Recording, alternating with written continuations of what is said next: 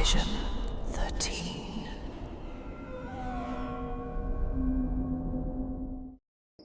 The old town of Hemlock Hollow had a peculiar tradition.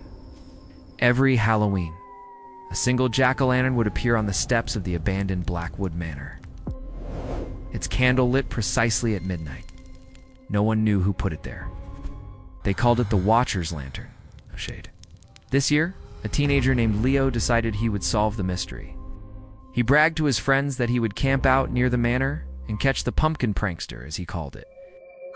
Don't do it! Leo, some things are better left alone. Relax. Relax. I've got this. As dusk settled on Halloween, a thick, unnatural fog rolled in, swallowing the town. Leo, armed with a flashlight and his phone, made his way to the overgrown gates of Blackwood Manor. He found a spot behind a leafless oak tree, giving him a clear view of the manor's crumbling stone steps. Hours crawled by, the cold creep into his bones. The silence was heavy, broken only by the rustling of unseen things in the undergrowth. Leo started to feel a prickle of unease. The shadows seemed to twist and playing tricks on his eyes. He kept checking his phone. 11:50 p.m. Suddenly, the manor's heavy oak door, which had been sealed for decades, creaked open. Leo's heart hammered against his ribs. He held his breath, lifting his phone to record. No one came out. Just an inky, bottomless blackness yawned from the doorway. Then he saw it, a faint, flickering orange light bobbing in the darkness within. It grew brighter as it moved closer. It wasn't being carried. It was floating, moving on its own. The light emerged from the doorway and settled softly on the top step. It was a jack-o'-lantern, its carved face a grotesque, sneering grin. Leo froze, his bravado gone, replaced by pure terror.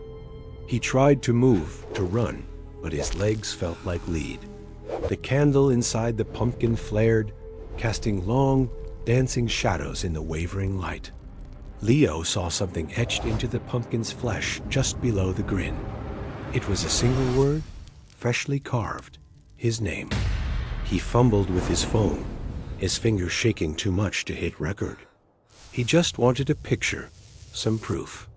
As he raised the phone, the jack-o'-lantern's carved eyes seemed to lock onto his. The candle flame suddenly shot up, a blinding flash of orange and red, and then, just as quickly, it went out. At that exact moment, Leo's phone screen lit up. 12 a.m. But it wasn't his home screen. It was the camera, switched to the front-facing view. In the reflection, he saw his own face, pale and terrified, but his smile. It was a wide, grotesque, carved grin, exactly like the pumpkin's. He tried to scream, but only a dry, rattling hiss escaped his throat. The next morning, the townspeople found the Watcher's Lantern on the steps of Blackwood Manor, its candle burnt out.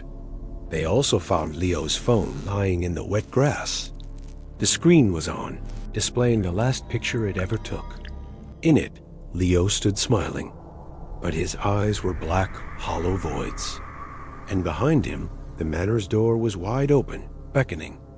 The tradition continued. But the people of Hemlock Hollow learned a new lesson that year. Some mysteries aren't meant to be solved. And on Halloween night, it's best not to look for the one who lights the Watcher's Lantern. Halloween night, suburbia. A row of jack-o'-lanterns flicker on empty porches. Inside one small house, a man named Caleb waits alone. His wife left 2 months ago.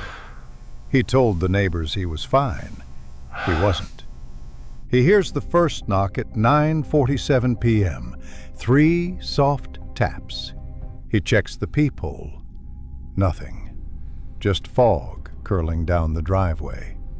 He laughs nervously. Probably kids.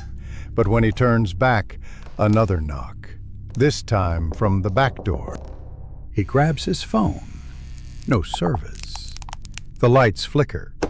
He walks through the kitchen, glass crunching under his socks, His jack-o'-lantern smashed inside the house. He opens the back door. Nobody there. Just the pumpkin pieces glistening like orange flesh in the rain.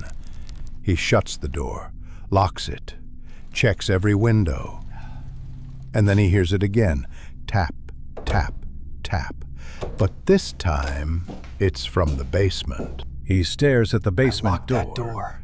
It's slightly open, just an inch. He remembers locking it hours ago. Whispering now, from below, a voice that sounds like his wife. Help me. He grips a flashlight. Each creak of the stairs sounds louder than the last. At the bottom, he finds muddy footprints, bare feet, leading toward the old storm door. It's swinging open, slow, then slamming shut as if something's breathing with the wind. He follows the footprints to the corner, and then silence. No breath, no whisper, just the sound of his own pulse. He turns the flashlight and sees a handprint on the wall, pressed deep into the concrete, still wet. He backs up fast, stumbles over a broken box, and lands on something cold. A phone. His wife's phone.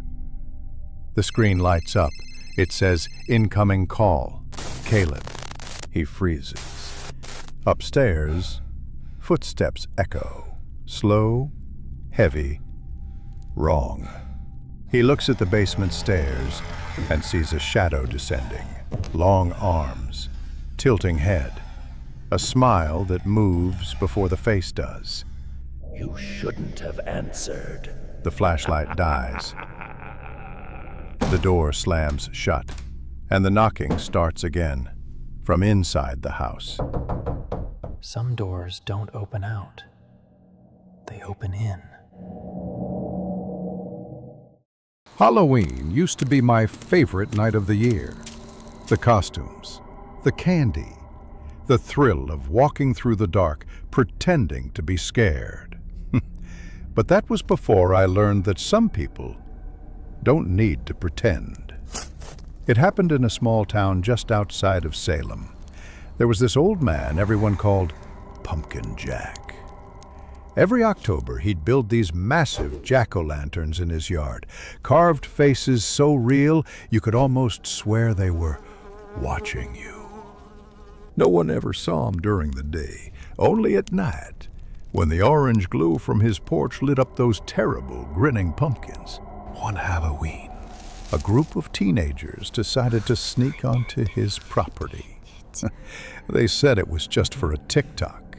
But when they jumped the fence, the air was thick with this rotten, sweet smell, like something dead left too long in the sun. The video they uploaded, it only lasted 12 seconds before it cut out. You can see one of them laughing, shining his flashlight on a huge jack-o'-lantern. Then he leans closer, and the camera catches it. A human eye inside the pumpkin. They found the phone a week later, but not the kids. Pumpkin Jack's yard was gone too. Every pumpkin, every vine, as if it had never existed. Now every Halloween, somewhere in New England, people say a new jack-o'-lantern appears outside someone's home. Massive, perfectly carved, still wet inside. And if you look close enough, you might see the reflection of someone screaming behind the candlelight. Don't touch it. Don't move it. And whatever you do, don't blow out the flame. Happy Halloween.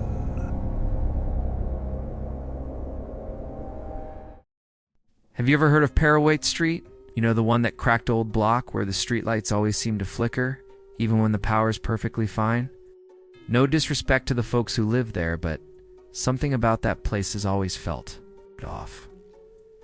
It's like the air itself is heavy, just waiting for you to take a wrong step. No cap. So, last Halloween, my friends and I, being the brilliant minds we are, decided to go there on a dare. We were looking for a thrill, something to get our hearts racing. We found this dilapidated house at the very end of the street. It was a complete requindos, boarded up, the front door hanging off its hinges, like it had just given up on life. The moment we stepped inside, this intense cold washed over us. No shade. It wasn't the kind of cold that makes you shiver. It was a deep, bone-chilling cold. The kind that feels like unseen eyes are tracing your every move from the shadows. We crept through the dusty rooms, our flashlights cutting through the darkness. In the very back room, we found it. A tall, ornate mirror. It was ancient, framed in dark, intricately carved wood that looked like twisting thorns and vines.